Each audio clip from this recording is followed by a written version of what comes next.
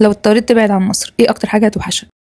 كأهل وناسي صحابي. بحب اشوف بلدي مكاني في اي حته، بحب اشوفها. اهلي طبعا. اهلنا في وسط ناسنا وخلاص، مش هنعرف نعيش برضه. بس السمك مثلا لو طلع من البحر هيموت، احنا خلاص اخدنا ان احنا نعيش كده الحمد لله.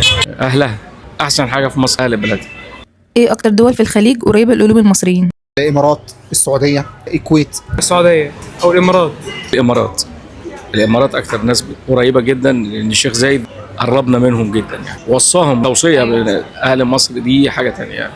بيقولوا ان مصر فيها حاجه حلوه. فيها كل حاجه حلوه، والله قلت لك فيها كل حاجه حلوه. كفايه ان اهل بلدها اي واحد مجرد يقول كده تلاقيه 50 واحد بيشدوه، فهي دي بلدنا. طبعا دي مصر ام الدنيا، وفي حاجات حلوه جميله زي حضراتكم كده. كل حاجه حلوه فيها، كل حاجه الحمد لله، عايشين وبنلبس وبناكل الحمد لله يعني. الناس واي حد لو وقع بيساعده. احنا المصريين نفسهم دمهم خفيف، شعب جامد، بس لو اضطرتني الظروف ان انا اقعد بره كده هتمنى ارجع لبلدي تاني.